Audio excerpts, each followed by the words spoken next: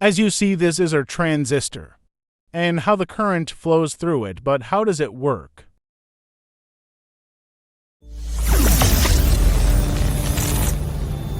First, you must know the pinout of our transistor BD139. There are 3 pins. First one is emitter. Second one is collector. Last one is base. To know how does it work, let's say that the base pin like a gate that control another gate that's stopping water from flowing through this pipe.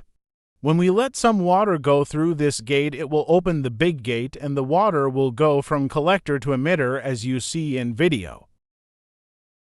If we exchange the water by voltage, this means when we connect the base pin to base voltage, the current we flow from collector to emitter as you see in video.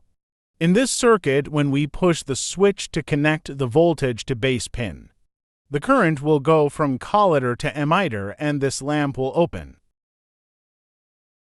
Now we will know how to connect transistor in our circuit, and we will start with circuit components.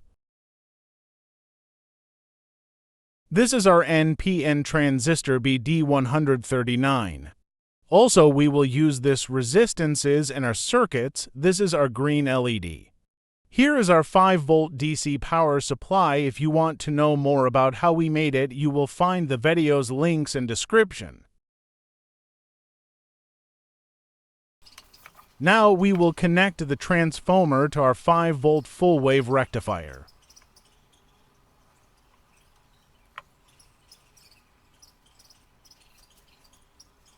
Now we will put our transistor. Connect the emitter pin number 1 to ground of power supply. Connect the collector pin number 2 with resistance. Now connect our LED, the long terminal, with the positive terminal of power supply and the other one with the resistance. Connect the base pin number 3 to the other resistance. Let's try. Now we will connect the base pin to 5 volt. As you see, the LED is open.